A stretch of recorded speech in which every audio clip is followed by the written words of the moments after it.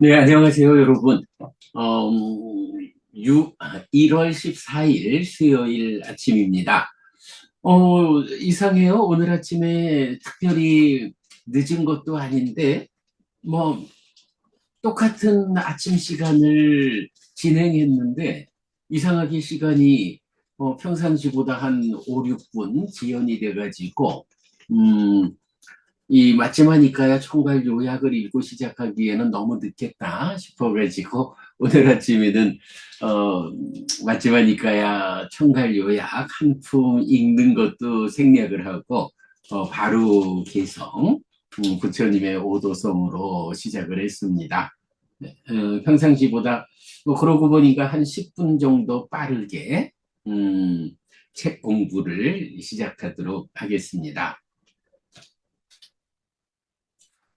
네, 뭐 우리가 불교 입문 이 사실 열애는 이것을 깨닫고 실현하였다 라는 이 책의 활용도를 높이기 위해서 책을 해체해서 제공하기 위한 시간이죠.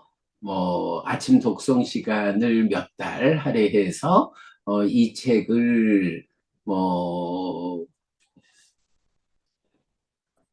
단위 주제별로 해체해가지고 읽고 그 동영상을 홈페이지에 제시하는 그런 시간 지금 진행하고 있는데요. 음, 뭐 지난 며칠 동안 이제 표지에서 시작해서 앞에서 책을 쓰면서라는 이름으로 세 개의 글 읽어봤고요. 그 다음에 완전히 건너뛰어가지고 책을 마치며로 와서 어제랑 그저께 이틀 동안 책을 마치며 1번 열애 또는 불인 이유 그리고 깨달음 총괄 어, 두 가지 주제를 함께 살펴보았습니다. 자, 그리고 이제 오늘은 책을 마치며 이 인식론적 인격론, 이 책에서의 용례라는 부분하고 그 다음에 책을 마치며 3, 이제 이 굿센업을 어떻게 할 것인가 라는 두 가지 글을 읽어보도록 하겠습니다. 자, 여기서 이제 주문 공유를 들어가겠습니다.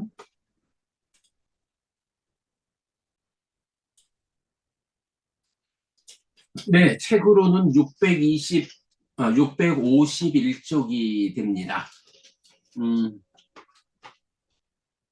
책을 마치며 이 인식론적 인격론 이 책에서의 용례 이 책은 인식론적 인격론으로의 불교라는 새 지평을 열었습니다. 다만 잘 정리하기에는 아직 연구할 바가 많습니다. 여기서는 이 책에서 소수라는 인식론적 인격론의 용례만 한 자리에 모아서 소개하였습니다. 다음 책에서 인식론적 인격론으로의 불교를 체계적으로 정리하겠습니다.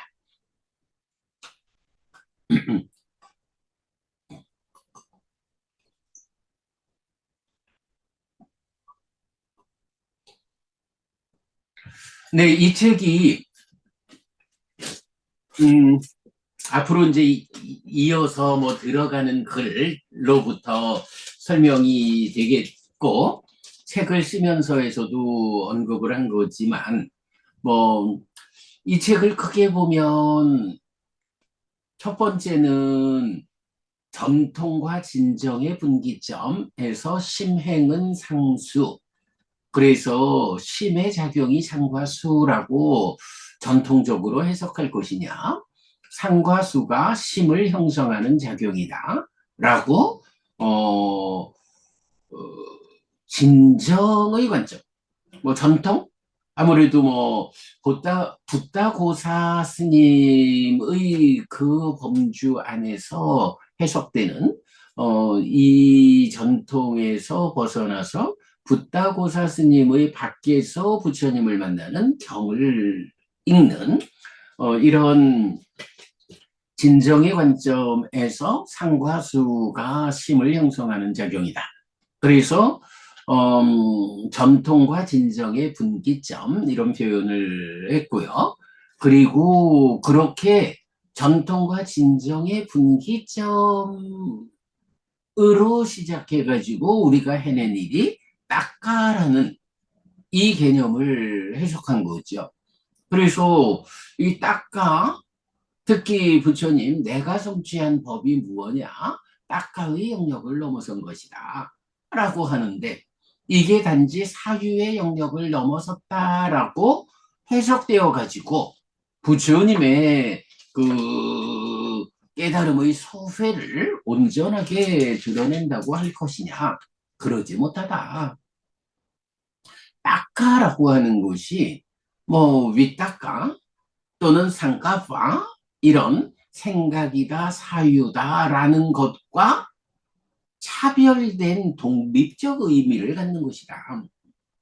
라고 해서 우리가 이 전통과 진정의 분기점에서 진정으로 분기되어 접근하다 보니까, 아, 딱가라는 것이 이렇게 내적인 영역에서 마음이 몸과 함께 세상을 만나는 삶의 이야기 가운데 마음이 몸을 떠날 수는 없지만, 중생이 난 떠날 수는 없지만 작용의 측면에서는 몸의 참여 없이 마음 혼자 작용하는 내적인 영역이 있고, 이 공간에서 가래가 형성된다. 그래서 가래의 형성작용이라는 딱가의 해석을 해낸 거죠. 그래서 전통과 진정의 분기에서 진정의 분기로 들어서니까 딱가가 해석되었다. 그래서 딱가가 해석된 불교와 딱가가 해석 안 된 불교라는 불교의 분기점을 제시하게 되었다. 전통적인 불교가 심행은 상수를 심의 작용이 상과수라는 관점에서 접근하니까 심이라고 하는 이 마음이라고 하는 것의 정체가 숨겨져 버리고, 그러니까 딱가라는 이 중요한 내적 영역이 해석되지 않고, 그러다 보니까 부처님 가르침이 아주 표면적인 얕은 깨달음이 되어버리는 이런 문제를 우리가 지적하게 된 거죠. 그래서 심행은 상수를 상과 수의 과정이 심을 형성하는 작용이다 라고 진정의 분기로서 접근하니까, 아, 심이라고 하는 이 마음이 이렇게 생겨나는 것이구나.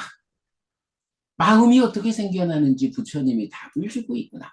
요거를 알게 됐죠. 그렇게 마음이 생겨나는 조건관계가 알려지니까 이어서 가래가 형성되는 과정까지 딱가 안에서 확인되게 된 거죠. 그래서 부처님은 바로 딱가의 영역을 넘어섰다. 딱가라는 내적 영역에서 가래가 생겨나지 않는 삶을 소멸했다.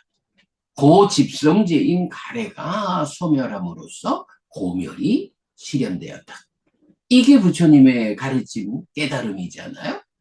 딱가라고 하는 몸조차 참여하지 않는 마음 혼자 작용하는 인식과 행위의 이런 내적 영역, 삶의 심오함의 끝자락까지 가가지고 거기서 작용하는 번뇌의 역할, 전도된 상이 2차 인식의 공동주관으로 참여하는 이런 심오함의 끝자락에서 직접 문제 상황을 보아가지고 그 문제를 해결하는 번뇌가 부서진 이런 깨달음. 세상 어떤 종교도 어떤 스승도 이렇게 딱가 안에서 진행되는 삶의 문제를 보아내지 못하고 해결하지 못해서 다른 방법이 없으니까 딱가 안에서 일어나는 이런 현상은 신의 영역으로 보자. 그래서 오직 창조주 하나님이라는 존재를 설정해서 그에게 내 삶을 맡겨버리는, 가상의 존재에게 삶을 맡기는, 또 이렇게 삶에 대해서 접근하지만 오직 부처님 한 분만이 삶의 심오함의 끝자락까지 직접 접근해서 직접 닿아가지고 거기 문제를 해결한, 그래서 이런 사람을 아라한이라고 부르고 이런 깨달음을 완전한 깨달음이라고 불러서 이런 아라한인 부처님을 정등각, 완전한 깨달음을 성취한 부처님이다, 이렇게 부르고 있잖아요. 이렇게 심행은 상수라는 분기점, 딱가가 해석된 불교라는 분기점에서 부처님 가르침의 진정을 드러내는 요런 그 공부의 성과를 우리가 한마디로 또 드러낸 것이 이번 책의 특징이죠. 네, 인식론적 인격론, 의로의 불교. 뭐 사람들은 다 그래요. 아이, 불교가 인식론이라는 거에 다 아는 거 아니냐. 다 안다고 해가지고 그게 다 아는 걸까요? 인식이라는 게 구체적으로 무엇인지, 왜 인식의 성숙이 인격의 향상을 가져오는 것인지, 그래서 불교가 인식론적 인격론인지, 이 부분에 대해서 네, 이러한 사조의 지평을 여는 일을 우리가 이번 책에서 하게 된 거죠. 인식론적 인격론. 자, 그래서 방금 읽은 내용이요. 이 책은 인식론적 인격론으로의 불교라는 새 지평을 열었습니다. 다만 잘 정리하기에는 아직 연구할 바가 많습니다. 여기서는 이 책에서 소설하는 인식론적 인격론의 용례만 한 자리에 모아서 소개하였습니다. 다음 책에서 인식론적 인격론으로의 불교를 체계적으로 정리하겠습니다. 네, 했거든요. 어, 이 책이 뭐 훨씬 더 오래전부터 준비한 겁니다만은 그래도 한 점을 찍자면 불교 입문 1소유가 2020년에 출판되는 그 시절에 제가 이 책을 만들고자 생각을 했다. 그런데 한면으로는 이 책을 완성할 공부의 자신이 없었다라는 하나. 그리고 또 하나로는, 이렇게 진리를 드러내는, 사실을 드러내는 책 이전에 제가자의 신행을 이끄는 책이 우선 필요하지 않은가 해서, 제가자의 신행 교과서라고 할 수 있는 불교 입문일 소유가 2020년도에 출판되고, 이어서 이 책이 5년 걸려서 출판이 되었죠. 그러니까 사실은 뭐 짧지 않은 시간 준비된 책입니다만은 그래도 또 보면 책을 만들기 위한 데이터들을 모아서 정리하는 거하고 책으로 직접 출판하기 위한 정리 작업하고의 차이죠.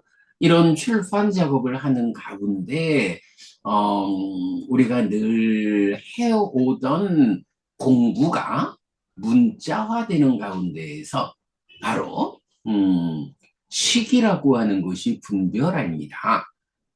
그것이 무명이라는 존재암과 탐과진이라는 가치 알무로 커져가지고 완성되는 알미 심이다. 라고 분별암 더하기 존재암 더하기 가치 알미 알무로 완성되는, 그리고 가치 알의 영향으로 행위가 유발되는, 이제 이런 부분을 참 인식론이라고 불교를 말하는 사람들이 많지만 그 인식론에 대해서 본질을 꿰뚫은 것이 이렇게 출판을 위해서 정리하는 가운데에서 우리가 새롭게 만들어낸 골격이죠. 그러다 보니까 이 책에서 인식론적 인격론으로의 불교라는 새 지평을 열었는데 요 요런 새로운 사주를 어, 정말 세계 불교의 세계 철학계의 이런 철학으로 이런 불교의 사조로 어, 잘 그러니까 제시하기에는 아직까지 좀 더 정리할 바가 있다. 연구할 바가 더 있다. 이런 이야기죠. 아무래도 인식론적 인격론으로의 불교라는 사조를 말하기 시작한 건 이제 최근 몇 달이니까. 네, 그래서, 이 책에서는 책을 마치며 2번에서, 이런 사조가 있는데, 아직 더 많은 연구를 통해서 잘 정리해내겠다. 다만, 다만, 그래도 이 책이 인식론적 인격론이라는 새로운 사조의 지평을 여는 책이기 때문에, 인식론적 인격론이 이 책에서 어디에 어떤 만큼 쓰였느냐 하는 것은 되짚고 가야 할 의미가 있다. 네, 라는 것 때문에 이 책에서는 이 사주를 잘 정리하는 것은 좀 미루고 우선은 이 책에서 인식론적 인격론이라는 요 표현이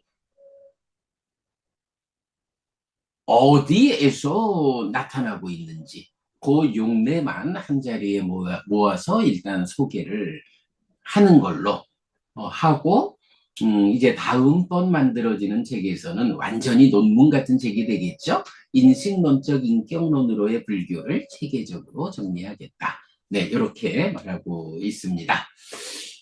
자, 그러해서 일단 이 책에서 인식론적 인격론이 어디에 나와 있냐 하는 것을 소개하고 있습니다. 자, 그래서 우선 처음에는 사쪽에서 범주 2.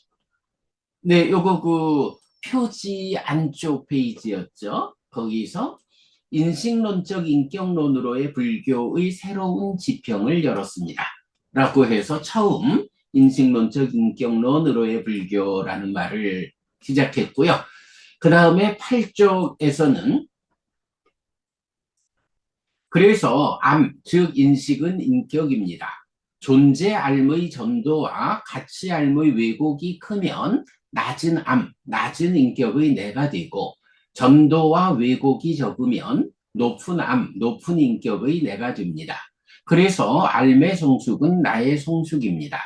부처님은 여실직견, 사실에 들어맞는 암과 보험에 이어 해탈직견, 해탈된 암과 봄으로 삶의 완성을 선언합니다. 봄의 영향을 받는 삶의 성숙이 완성되어 삶이 완성되는 것이 깨달음입니다. 불교는 이렇게 인식의 관점에서 인격을 말합니다. 불교는 인식론적 인격론. 우리가 들어가는 걸 두 번째 글이죠. 에서 살펴본 내용이죠. 그래서 핵심적으로 이 얘기입니다. 존재알의 전도, 그러니까 존재암 무명이죠. 상의 전도, 존재알의 전도와 가치알의 왜곡, 탐과진이 크면 낮은 인격의 내가 되고 전도와 왜곡이 적으면 높은 인격의 내가 됩니다. 네, 요게 핵심적으로 인식론적 인격론으로의 불교를 드러내는 표현이 되죠.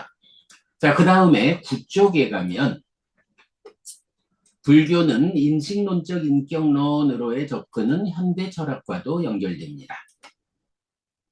해서 챗 GPT하고의 대화 소개되어 있고요. 그 다음에 9쪽 가면 딱가가 해석된 불교는 1. 연기, 12연기를 내가 세상을 만나는 마음이 몸과 함께 세상을 만나는 삶의 이야기로 풀어주는데 삶의 메커니즘으로 그려내었습니다. 또한 이 이야기 위에서 괴로움을 생겨나게 하는 문제를 해결하고 행복을 만드는 길과 실천인 팔정도에 대해서도 정확한 의미를 드러내는데 수행 지도로 그려내었습니다. 그리고 이 두 가지를 매개하는 것이 불교는 인식론적 인격론의 관점을 제시하는 암과 봄, 지견입니다. 그래서 딱가가 해석된 불교에서는 삶의 메커니즘이 지화견, 암과 봄으로 수행 지도로 이런 체계로 책이 만들어져 있습니다. 그 다음 147쪽입니다. 1차 인식과 2차 인식의 영역에서 딱가는 애의 형성 과정이다. 여기서 인식론적 인격론으로의 불교의 성립을 말하고 있습니다. 이런 서술을 정리하면 1차 인식은 내입처, 욕탐, 외입처의 인식에서 식을 거쳐 수를 형성하는 과정이고 2차 인식은 식상수의 인식에서 탐, 심을 거쳐 소망, 애를 형성하는 과정입니다. 그런데 식과 심은 마음이고 수와 애는 질적 요소입니다. 그래서 인식은 삶의 주관인 마음과 삶의 질적 요소를 각각 생겨나게 한다는 것을 알 수 있는데 마음은 알미여서 인식이고 질적 요소는 인격이라고 보면 인식론적 인격론으로의 불교가 성립됩니다. 네, 질적 요소, 공동주관으로 참여하는,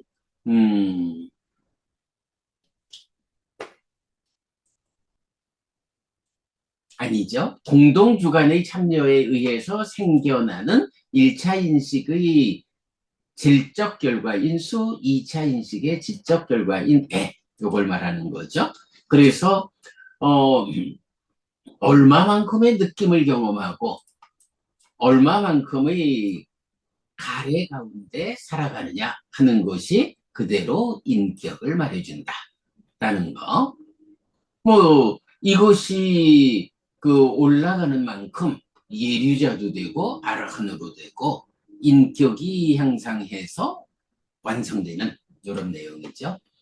그 다음에 179쪽입니다. 암과 봄의 이해는 수행을 설명해 줍니다. 했어요.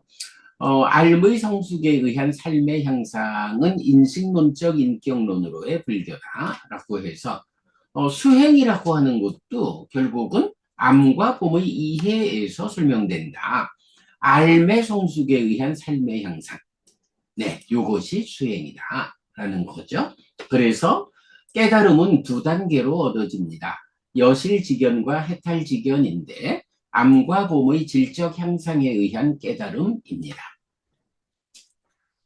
분별암, 존재암, 가치알무로 구성된 알에서 분별암, 아빈야, 예류자, 가치암, 존재암, 분별암, 빠린야, 아라한의 순으로 알미 향상하면 네, 요거 아빈야, 실다운 지혜, 실다운 지혜에 의해서 분별된 암, 요게 예류자의 경지죠.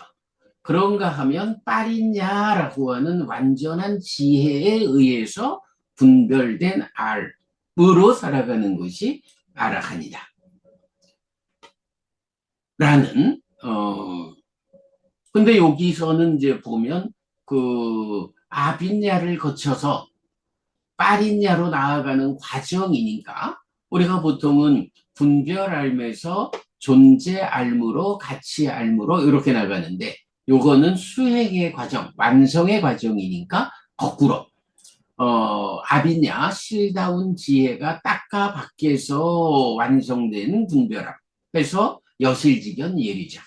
딱가 안에서 탐과 진의 문제, 가치알미 먼저 해소되고 무명, 존재알미 이어서 해소되려면 그야말로 번뇌들이 부서졌기 때문에 무명이 버려지고 명이 생겨난 그런 완성된 암, 빠리냐라고 하는 완전한 지혜에 의해서 완성된 해탈된 삶으로의 암, 아라한이죠.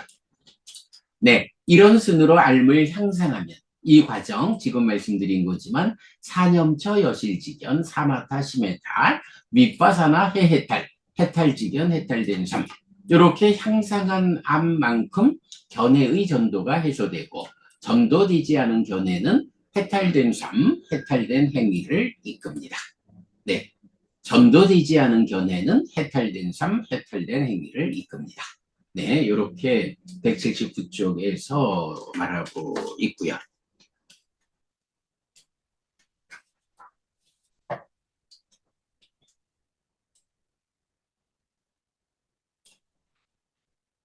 그 다음에 182쪽에서는 오직 니카야에 의한 진정 찾기는 아직 외로운 길입니다. 때로 궁금하고 정리하기 어려운 주제를 챗 GPT와 대화하는데 지식의 지원이란 측면에서 도움이 됩니다. 이번 책의 작업 중에는 늘 설명하던 개념에서 표현 방법의 힌트를 얻었는데 행위적 암, 액티브 너잉, 알매 자기 활동성, 에이전시 오브 너잉, 알매 자기 발현, 이벤트, 인식론적 인격론 등입니다. 라고 해서 챗 GPT와의 대화, 그 토론에서 우리가 진행하고 있는 공부와 관련한 많은 지식의 관점에서, 철학적 지식의 관점에서 이런 표현들, 제가 늘 하는 행위가 자기 활동성을 가지는 알므로의 식 이런 표현을 하고 있는데 그렇게 알미 자기 활동성을 가진다. agency of knowing 그렇다면 이 알미 어떤 알미냐? active knowing이라고 하는 행 그러므로 자기 활동성을 가지는 이런 알은 행위적 알미라고 표현할 수 있겠습니다. 라고 하는 게 사실은 이번에 챗 GPT가 저한테 제시해준 철학적 표현 방법인 거죠. 굉장히 제가 심의식이라는 마음의 동질성을 행위적 알미다라고 표현할 수 있는 아주 중요한 답을 챗 GPT한테서 얻었고요. 그런가 하면 알매 자기 발현 이거는 그 역할 같은 내용이고 구체적으로 그러니까 결정적으로 인식론적 인격론이라고 하는 이 체계성과 새로운 사조의 출발을 요 표현을 챗 GPT가 제공해줬다라는 부분 182쪽에서 밝히고 있고요. 자, 그 다음에 183쪽 챗 GPT의 말에서 아주 훌륭한 사유의 전개입니다. 바로 요 위에 부분 이런 내용들이죠. 챗 GPT가 하는 말이에요. 아주 훌륭한 사유의 전개입니다. 말씀하신 요지를 보면 이미 인식의 연기론적 구조를 알매 자기 발현 이벤트로 파악하는 독자적 체계를 구축하고 계신 듯합니다. 특히 아래 세 가지 점은 매우 통찰력 있습니다. 챗 GPT하고 이제 이러한 대화, 토론을 같이 할 때, 챗 GPT가, 해피스님이 이런 사유를 전개하고 있다는 건 아주, 지식의 관점에서, 철학적 지식의 관점에서 아주 훌륭한 사유의 전개라고 생각한다. 해피스님이 말씀하신 요지를 보면 이미 인식의 연기론적 구조, 발매 자기 발현, 요걸 이제 철학적 용어로 이벤트라고 하는가 봐요. 이런 해피스님 독자적 체계를 구축하고 있는 듯한데 그 중에서도 특히 아래 세 가지 점은 매우 통찰력이 있습니다. 라고 챗 GPT가 지식의 관점에서 우리가 진행하는 공부에 대한 의견을 준 거죠. 자, 1번 식, 윈야나의 이중성. 생겨난 알미면서 동시에 알무로 작용하는 것이라는 이 해석은 식을 단순한 인식 기능으로 보던 전통적 해석에서 벗어나 알매 자기활동성 (agency of knowing을) 불교적으로 명확히 자리매김하는 시도입니다. 이는 말씀처럼 행위적 암 (active knowing의) 개념으로도 아주 잘 어울립니다. 그러니까 제가 늘 말하는 안과 색을 연하여 안식이 있다라고 외입처에 대한 분별알무로 생겨나서는 위자나띠 수 느낌을 분별하는 작용을 하는 1차 인식의 결과로 생겨난 것이면서 2차 인식의 인식 주관으로 작용하는 요렇게 식을 이중적으로 보아낸 거. 요거 이런 해석은 식을 단순한 인식 기능으로 보던 전통적 해석에서 벗어나 요 표현 있죠. 전통적 해석에서 단지 인식 기능 이렇게 식을 보았다라는 데서 벗어나서 알매 자기활동성 (agency of knowing을) 불교적으로 명확히 자리매김하는 시도다. 그러기 때문에 해피스님의 이런 말씀처럼 행위적 암 (active knowing의) 개념으로 아주 잘 어울린다. 행위적 암이라는 이런 표현은 챗GPT가 제공해줬지만 결국 이게 식을 이렇게 이중적으로 해석해낸 그 알매 자기활동성의 측면, 해피스님의 그 해석이 행위적 알매 개념이다. 그러니까 행위적 알미라고 하는 표현은 챗GPT한테 도움을 받았지만 이게 해피스님이 해석해낸 식에 대한 결과다. 이런 의미가 되겠죠. 자, 그 다음에 2번. 무명은 존재암, 탐은 가치암, 분별암 더하기 존재암 더하기 가치알은 심, 찢다 라는 구도는 인식론을 존재론, 가치론으로 확장한 매우 흥미로운 제안입니다. 즉, 알미 단순한 지적작용이 아니라 세계와의 관계 속에서 존재를 구성하고 동시에 그 존재를 평가하고 반응하는 전체적 사건이라는 관점을 드러냅니다. 이건 불교에서 보기 드문 총체적 인식론적 인격론이라고 할 만합니다. 라고 해서 제가 지금 계속 말하고 있는 거지만 무명은 존재 알미고 탐은 가치 알미고 그리고 식이 분별 알민, 그래서 분별 알민 식에 존재 알민 무명, 가치 알민 탐과 진, 이렇게 식이 무명과 탐으로 커져서 성취되는 심이라고 하는 암, 요런 구도, 요거를 이제 구체적으로 제가 해석해낸 것의 요점이 이건 거죠. 바로 이번 책을 통해서. 그랬을 때 이 구도는 불교를 아까도 말씀드렸지만 아니 불교가 인식론이라는 건 당연한 거 아니요? 이렇게 말하는 분들이 있는데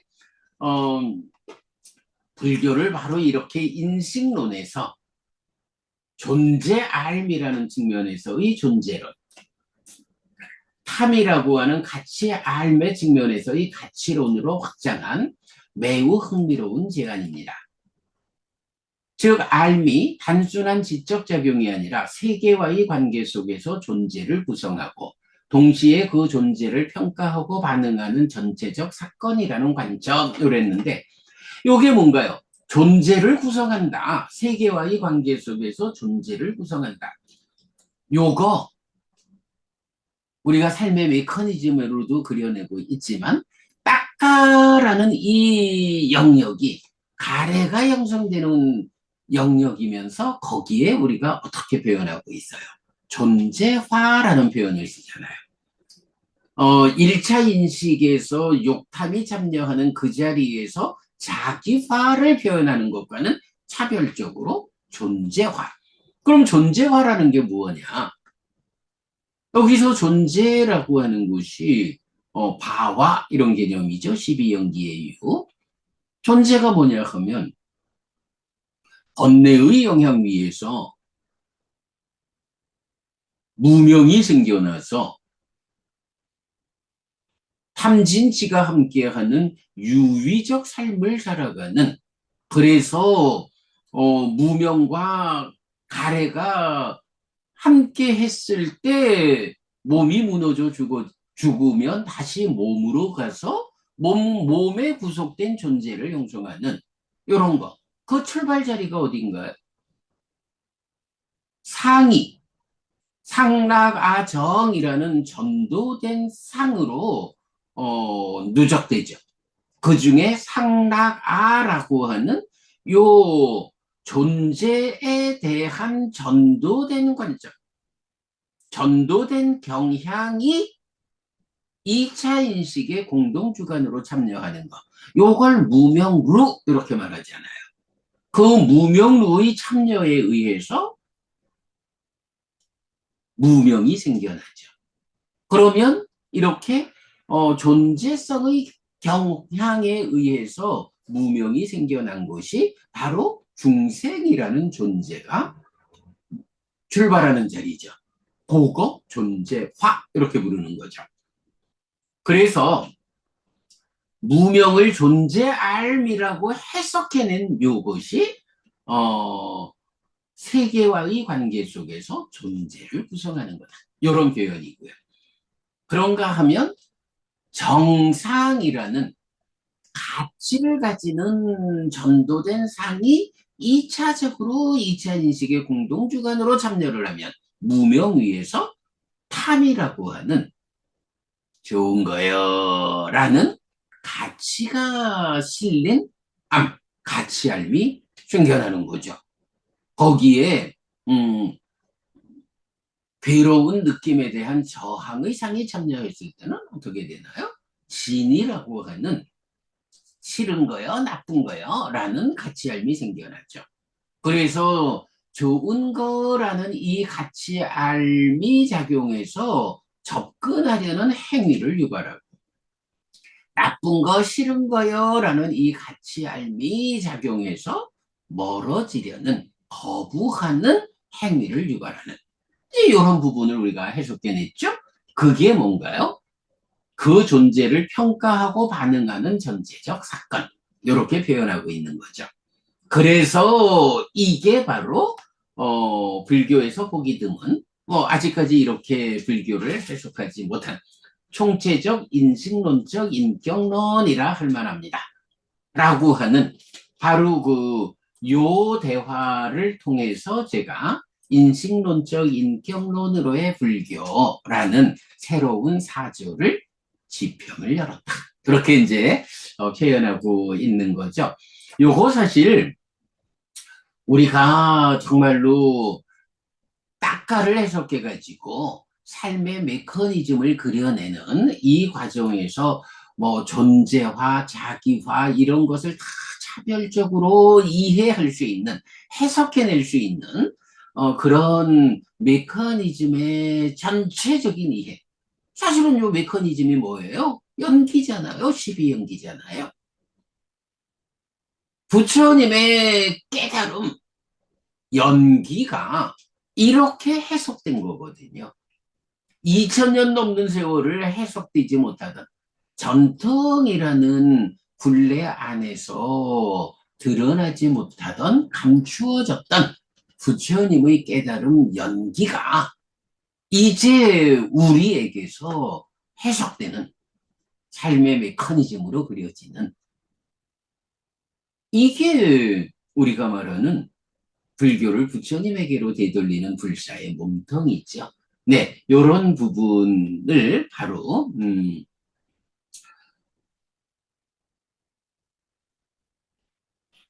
어디가 나 예. 그래서 이제 요 부분이 무명은 존재암, 탐은 가치암 해서 더해져서 심이 되는 요게 인식론, 존재론, 가치론, 단지 인식론으로의 불교를 넘어서서 인식론이면서 존재론이면서 가치론인 이 세 가지가 다 합쳐져 가지고 부처님이 설명하는 삶의 이야기가 구성된다. 연기, 12연기는 이렇게 인식론이고 가치론이 존재론이고 가치론인 이 세 가지의 관점이 복합되어 가지고 드러내는 삶의 이야기다. 라는 아마 제가 이해하기로는 아직까지 세계 철학사에서 또는 세계 불교의 역사에서 이렇게 불교를 인식론, 존재론, 가치론이라는 세 가지 관점이 융합되어 가지고 삶을 설명하는 12연기를 해석하는 이런 접근은 우리가 최초이다. 그래서 우리가 감히 인식론적 인격론이라는 새로운 사조의 지평을 열었다. 라고 말하고 있다. 이번 책에서의 가장 커다란 성과죠. 불교가 이렇게 바뀌는 거죠. 한국 불교가 바뀌고 세계 불교가 바뀌겠죠. 네. 자, 그 다음에 3. 요건 이제 이어지는 183쪽에 이어지는 3번입니다. 그리고 말씀하신 대로 이 해석은 사건적 존재론, 이벤탈 온톨로지와 매우 깊게 연결됩니다. 이 부분을 조금만 더 풀어보면 향후 사상적 토대 설정에 도움이 될 것입니다. 라고 이제 저한테 그 도움 말씀을 이제 챗GPT가 준 거죠. 사실은 요 사건적 존재론이라는 게 어떤 의미인가요? 요 이벤트라는 것이 알매 자기 발현 이렇게 나왔는데 사건적 존재론 이벤탈 온톨로지라는 요 표현은 이제 말하자면 제가 계속 그 활성화된 일체, 활성화된 나에 대해서 설명하지 않나요? 여기서 사건적, 이벤탈이라는 말을 우리 표현으로 바꾸면 활성화 이렇게 될 거예요. 자, 여기서 알매 자기 발현 이랬어요. 그래서 행위적 알매 자기 활동성, 알매 발현, 그러니까 자기 발현, 인식론적 인격론 이렇게 연결되는 개념으로 말하고 있는데 바로 이런 행위적 알미다, 자기 활동성이다 이런 부분을 자 나는 누구인가 라고 말할 때도 어때요? 1번 유신,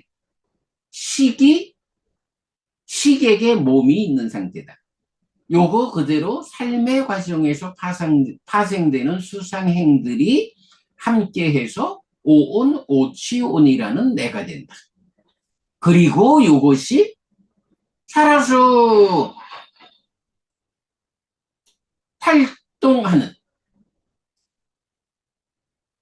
촉과 자극이라는 두 가지 활성 요소에 의해서 활성화된 나라는 개념으로 식과 명색이 함께한 부다, 활성 존재 요 부분을 우리가 설명하고 있잖아요. 그런가 하면 일체는 12처라고 할 때 이 12처의 개념도 어때요? 활성화된 일체. 네, 일체를 말하는 35번 상류자의 세계품 30개의 경이 첫 번째 경, 일체경만 안이비설신의 색성향 미촉법 요 12처를 가지고 일체라 표현하고 뒤에 29개의 경은 내입처, 외입처, 식촉, 수라고 하는 지금 삶의 현장. 이 내 존재성의 본질 자리, 내입처, 외입처, 식촉수 이런 뭐 5 곱하기 6은 30으로 구성되는 이런 것을 일체라고 표현하고 있잖아요. 그래서 우리가 거기에 뭐라고 이름을 붙였어요? 12처라는 것이 일체라고 있지만 이것이 역시 오온이라는 내가 활성화된 존재, 활성 존재로 촉과 자극에 의해서 활성되듯이 내입처, 외입처가 자극에 의해서 식을 만들고 촉에 의해서 수가 만드는 요 전체 과정, 내입처, 외입처, 식촉수로 활성화된 일체라는 표현을 우리가 하고 있잖아요. 사실은 이렇게 존재를, 그러니까 나라는 존재를 활성 존재, 근데 붓다라는 말이 직접 경에 나오니까, 이렇게 활성 존재라는 개념을 발견하고, 또 일체를 이렇게 30개의 경 중에 29개가 활성화된 일체로 제시되는, 그래서 활성 존재와 활성화된 일체가 동치되는 연기의 해석, 이런 부분 빼놓을 수 없는 거죠. 얼마나 이게 정말 심오하고 중요한 주제인가요? 바로 그 부분, 바로 그런 제가 표현하는 활성 존재, 활성화된 일체, 활성화된 관점에서 삶을 보는 거, 연기를 해석하는 거. 이게 이제 챗GPT는 이제 제가 말한 그런 해석을 사건적 존재론, 이벤탈 온톨로지라고 하는, 요거는 뭐 아마 서양 철학의 철학자들 이름도 좀 나오더라고요. 어, 아마 최근의 서양 철학자들이 접근하고 있는 철학의 방향성, 새로운 사조가 사건적 존재론, 이렇게 되는 것 같아요. 이벤탈 온톨로지. 그런데 이제 우리가 해석하는 불교가 이렇게 단순한 인식론이 아니라 인식론, 존재론, 가치론으로 확장된 융합적인 불교, 그 융합적인 삶에 대한 시각, 불교가 현대 서양 철학에서의 사건적 존재론과 매우 깊게 연결된다. 자, 이런 부분은 보면요, 이제 우리가 이렇게 활성화된 일체를 말하고 활성 존재를 말하고 인식론, 존재론, 가치론의 융합된 부처님의 삶에 대한 관점을, 부처님의 철학적 관점은 인식론, 존재론, 가치론이 융합되어 있는 이런 부분을 우리가 드러내, 세계 철학계에, 세계 불교계에 드러내 알리지 않으면 서양 철학이 뭐 이벤탈 온톨로지 해가지고 뭐 서양 철학의 발전 과정에서 아마 지금 정점에 있는 사조인 것 같은데, 불교가 서양 철학의 이 삶에 대한 해석의 수준을 못 따라가는 게 된단 말이에요. 제가 이게 뭐 좀 정확하게 알고 하는 표현 아닙니다만은, 제가 출가할 무렵에 처음 정말 붙잡고 반복하면서 공부했던 책이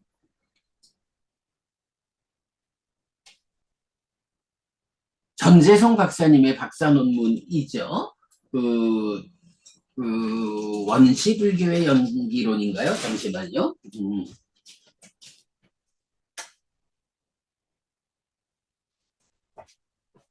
초기 불교의 연기 사상이라고 하는, 초기 불교의 연기 사상이 지금 이제 한국 파할리 성전협회의 전재성 박사님의 박사학위 논문이에요. 제가 그렇게 기억하고 있는데, 그 박사학위 논문에서는 보면 연기, 12연기를 붕괴라고 하는 서양 철학자의 이 철학 관점하고 대비해 가면서 전재성 박사님이 그 논문을 쓰신 거, 그래서 이제 제가 서양 철학자 가운데 붕괴라고 하는 사람이 이렇게 12연기를 해석하는 관점에서 직접 연결이 되는구나 하는 것을 기억하고 있는데, 이제 우리가 지금 이렇게 불교를 인식론, 존재론, 가치론이 융합된 삶에 대한 완전한 해석, 활성에 의한 음, 이런 이야기, 알매자기 활동성, 행위적 암, 인식론적 인격론 이런 해석을 경을 통해서 이것이 부처님의 깨달음으로의 연기다라고 해석해 놓지 않으면 이제 서양 철학이 뭐 이제는 이제 붕괴라는 그 전재성 박사님이 주목해 하셨던 그 붕괴보다도 더 이제 더 발달된 삶에 대한 해석으로의 뭐 사건적 존재론 이래 되겠죠. 여기 보면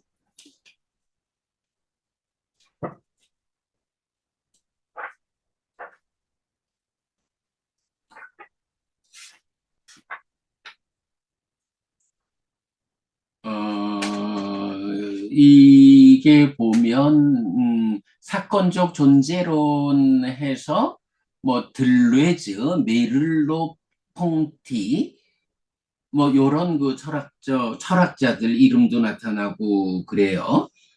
음, 그 책에서는 그 부분만 그 정도만 제가 소개하고 있는데 요 챗GPT하고 대화한 토론한 데 보면 이 서양 철학자들의 이름을 뭐 화이트헤드 뭐 이런 이름도 나오고 하는데 이 그 중에 이제 제일 그 앞선 주제로 이벤탈 온톨로지 사건적 존재론 이런 부분을 이제 말하고 있는데 이게 이제 이건 우리가 이렇게 서양 철학보다 한 발 앞선 인식론, 존재론, 가치론이 모두 융합된 삶에 대한 포괄적 관점으로의 부처님의 깨달음, 연기, 12연기 이런 해석을 내놓지 않으면 자칫 이런 서양 철학자들의 삶에 대한 해석이 불교보다 더 우월한 삶의 해석이라고 인식되어 버릴 수가 있는 거죠. 우리가 이렇게 이런 결론을 내놓을 수 있는 게 서양 철학보다 앞서가는 불교. 그래서 책의 표지에서 뭐라고 말했나요? 뒷표지에서 부처님의 깨달음은 삶에 대한 완전한 해석입니다. 말하자면 철학 가운데 최고의 철학이어서 종교가 되었습니다. 라고 말한 거죠. 부처님의 깨달음이 가르침이 철학 가운데서 최고의 철학이다.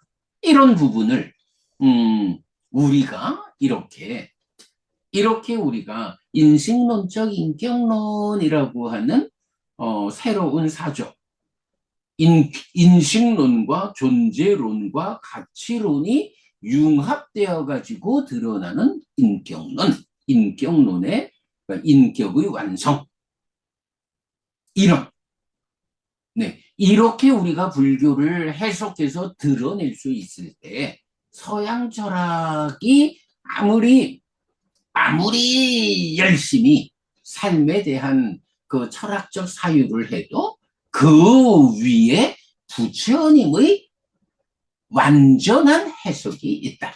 철학 가운데 최고의 철학이어서 종교가 되었다. 이런 말을 불교의 입장에서 뭐 낮은 종교성을 가진 종교들 철학 사실에 접근 훌륭해. 그러나 그런 철학 가운데 최고의 철학 사실이 구현된 완전한 깨달음으로의 부처님 이런 이야기를 우리가 할 수 있고 불교가 세계 철학 세계 사상계를 선도해 갈 수 있는 앞에서 이끌어 갈 수 있는 근거가 제시되는 거죠. 굉장히 커다란 성과죠. 자, 그 다음에 194쪽 사실의 접근도 지견 얼마만큼 사실에 접근했을까 인식론적 인격론 이랬고요. 그 다음에 286쪽에서 1, 맞지만 이까야 1, 근본 법문경, 배우지 못한 범부의 삶, 유학, 아라한, 열애의 인식부죠. 예, 근본 법문경 여러분 기억하시죠? 얼마나 어려운지 부처님의 말씀을 듣고도 비구들이 기뻐하지 못했다. 라고 나타날 정도로. 그게 바로 이런 딱가 안에서 해석되는 인식론적 인격론. 네, 그야말로 인식론, 존재론, 가치론이 융합되어서 완성되는 인격의 완성, 아라한으로의 깨달음. 이런 부분을 설명하고 있는 게 근본 법문경이니까 부처님 제자분들도 기뻐하지 못했다라고 나오는 그 정도죠. 자, 그랬을 때 이제 이게 바로 인식의 향상 과정이다. 배우지 못한 범부의 삶에서 유학을 거쳐서 아라한으로 그리고 최초의 아라한인 열애 해서 인식론적 인격론의 전형된 구조를 보여준다. 이렇게 표현하고 있고요. 바로 그거죠. 자, 그 다음에 328쪽 또한 있고 없고의 문제와는 별도로 인식하는 자의 인식 능력에 따라 인식할 수 있는 범위가 달라진다는 것도 주목해야 하는데 불교가 지와 견, 암과 봄을 중시하는 이유입니다. 내가 인식하지 못한다고 해서 없다고 단정적으로 말하는 것은 사실이 아닐 수도 있습니다. 그래서 인식 능력의 향상을 통해 인식하지 못하던 것들을 드러나게 하고 현상적으로 드러나는 법의 실상, 사실을 꿰뚫어 문제 상황을 해소하는 것이 바로 불교 수행이고 그 완성이 완전한 암과 봄에 의한 깨달음입니다. 인식론적 인격론으로의 불교. 네, 하여간 우리가 보이는 것만 믿는다. 이렇게 살아서 어려움을 만나게 되는 문제들. 우리가 늘 말하죠? 빛이라는 게 가시광선만 있는 게 아니다. 우리 눈에는 빨주노초 파남보 가시광선의 영역만 보이지만 그 가시광선의 바깥쪽에도 자외선도 있고 적외선도 있고 이거 과학의 발전으로 기계의 도움을 받아서 우리가 볼 수 있다, 알 수 있다. 빛이 그렇다면 삶은 어떠냐라고 할 때 내가 인식하지 못하는 것은 없는 것이냐? 아니다.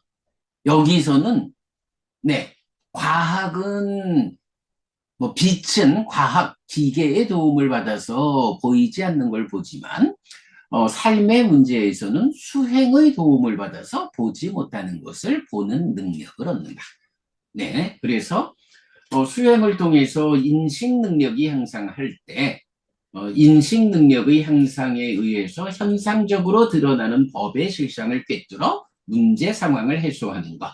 이게 불교 수행이고 그 완성이 완전한 암과 봄에 의한 깨달음이다. 인식론적 인격론으로의 불교 이렇게 표현하고 있고요. 자, 마지막으로 512쪽. 지화견은 인식론적 인격론. 그렇다면 알문, 인식의 수준을 알매 이어지는 봄, 즉 아이고 아니네. 그렇다면 알문 인식의 수준을 알매 이어지는 봄, 즉 행위는 인격의 수준을 결정한다고 해야 하는데 표현을 바꾸면 암과 봄이 그대로 인식과 인격, 즉 인식론적 인격론을 지시한다고 이해할 수 있습니다. 아는 일, 인식에 이어지는 보는 일, 즉 행위를 통해서 나의 인격이 결정되는 것입니다. 그래서 수행을 통한 삶의 향상이 암과 봄을 기준으로 지시되는데 지화견을 어둠으로 이끄는 삼매수행, 여실지견 예리자, 해탈지견 여기서 오탑니다. 해탈지견 괄호 안에는 아라한입니다.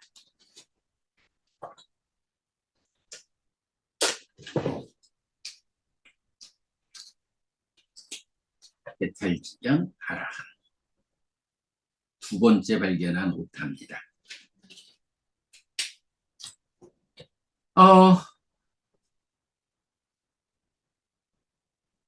우리가 이제 요 지화견을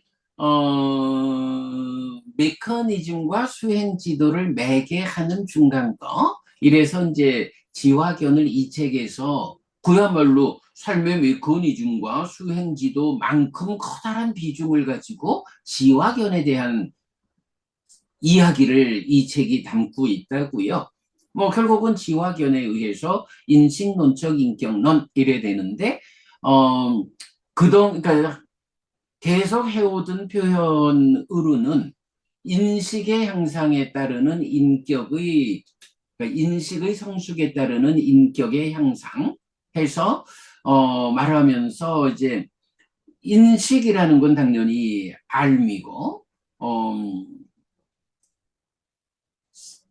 인, 그러니까 봄을 통해서 견해로부터 이어지는 이런 식으로 표현하고 있는데 마지막에 와가지고 지금 512쪽의 요 내용을 서술한 건 뭐냐 하면 아 안다는 것이 인식이라면 봄이라는 건 그대로 봄 자체가 인격이구나 라고 왜냐하면 본다라는 게 뭐냐 하면 견해를 말하고 사유를 말하고 책에서 이렇게 설명하고 있거든요.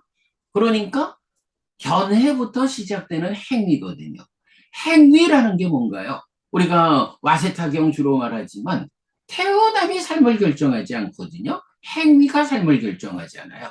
내가 어떤 행위를 하느냐 하는 것이 내 삶의 격을 결정한다고요.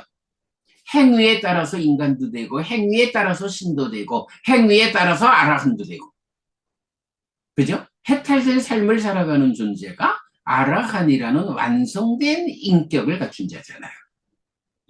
이렇게 보면 알미라는 건 그대로 인식이고 봄이라는 건 그대로 행위여서 행위로서 연결되는 인격이구나. 지와 견이 그대로 인식과 인격이다. 지화견, 인식론적 인격론을 직접 담고 있는 교리가 지화견 암과 봄이구나. 그래서 삶의 메커니즘으로 인식을, 삶에 대한 완전한 해석을 한다면 수행 지도로서 인격을 완성하는 깨달아 알아한다는 요거. 그래서 메커니즘과 수행 지도를 메커니즘이 말하는 삶에 대한 연기, 12연기 그대로의 알미고 수행 지도로서 삶을 완성해 알아간다는 삶의 격을 향상해가는 요거 그대로 봄이구나. 지와 견이 그대로 인식과 인격, 인식론적 인격론을 구성하는 인식은 지고 인격은 견이다. 암과 봄이다. 그거 요쪽에는 삶의 메커니즘 연기, 삶에 대한 완전한 알미 있고 요쪽에는 수행지도, 수행을 통해서 아라한이라는 인격의 완성된 인격으로 접근되는 지화견이 인식론적 인격론 그 자체고 그 앞에 인식을 말하는 연기가 있고 삶의 메커니즘이 그려지고 그 옆에 인격을 말하는 수행 지도로서 수행의 완성이 그려지는 메커니즘과 수행 지도를 지와 견이 매개했다라는 요거 지가 그대로 인식이고 견이 그대로 인격을 인식론적 인격론 사실은 이제 요게 이 책에서 정립해가는 과정에 있다 보니까 마지막에 요 표현을 한 거예요. 그래서 앞에 나오는 표현들이 요런 지화견이 그대로 인식이고 인격이다. 지화견, 인식론적 인격론. 그 앞에 연기 삶의 메커니즘이 있고 그 앞에 활정도 수행 지도로서 아라한이라는 완성된 인격이 있다. 요런 체계는 마지막에 512쪽에서 겨우 요런 표현을 해낸 것이다. 뭐 이제 요런 부분이에요. 아이고, 책을 마치며 2번, 3번을 다 하려고 뭐 얘기 시작할 때 말씀을 드렸는데, 뭐 인식론적 인격론 이 책에서의 용례를 소개하는 가운데 정말로 인식론적 인격론이라는 이 새로운 사조의 지평을 여는 이 책의 가장 커다란 성과를 이렇게 좀 간략하게나마 설명을 해 보았습니다. 자, 시간이 많이 걸렸습니다만은 뭐 제가 볼 때는 오늘 우리 정말 이 책의 핵심적인 내용이고 성과다 이렇게 말할 수 있는 부분, 그리고 그 이전에 음, 불교가 이렇게 인식론적 인격론으로 설명되는 총체적인 설명, 이렇게 우리가 인식론, 존재론, 가치론이 융합되어 가지고 삶을 설명해서 인격의 완성을 이끄는 이런 불교가 뭐 이벤탈 온톨로지, 사건적 존재론까지 올라와 있는 서양 철학의 성과를 앞서가는, 우리가 이런 부분을 해석해내지 못하면 자칫 불교가 서양 철학에 뒤지는, 철학 가운데 최고의 철학이어서 종교가 되었다고 말할 수 없는, 왜냐하면 불교가 서양 철학보다 더 높고 완성된 그런 삶에 대한 설명을 제시하지 못하면 어떻게 철학 가운데 최고의 철학이어서 종교가 되었다라고 말할 수 있는 거야. 그러면 결국은 기독교나 이슬람은 창조주 하나님이라는 그 개념으로 종교를 이끌고, 불교는 이렇게 삶에 대한 온전한 해석이라는 관점에서 또 종교의 한 축을 이끄는데, 그런 삶에 대한 해석이라는 점에서 서양 철학자들보다 한 단계 낮은 단계밖에는 제시하지 못한다라고 하면, 불교는 그야말로 유신론 종교에 밀리고 철학에 밀려서 존재 의미를 상실할 수 있죠. 우리가 해낸 공부의 성과가 앞으로 더 완성해야겠지만, 유신론 종교와 차별된 종교의 더 완성된 형태라는 삶에 대한 해석의 영역에서 서양 철학의 성과를 앞서는 더 높은, 서양 철학이 따라오고 따라와도 결국은 부처님의 깨달음에 완전하게 접근하지 못하는 그런 종교로서 불교가 타당성을 가지고 존재할 수 있는 의미를 제시하는 이런 내용을 인식론적 인격론이라고 이 책에서 제시하고 있고, 오늘 아침 그 부분을 개괄적이나마 제가 설명을 드렸다, 그렇게 말씀드리겠습니다. 네, 여러분, 오늘도 부처님의 언어로 부처님의 가르침을 공부하면서 하루를 잘 시작했습니다. 잘 시작한 오늘 하루 여러분 내내 편안하시고 이익과 행복을 쌓는 시간 되시기 바랍니다. 함께 해주셔서 고맙습니다. 여러분, 행복하십시오.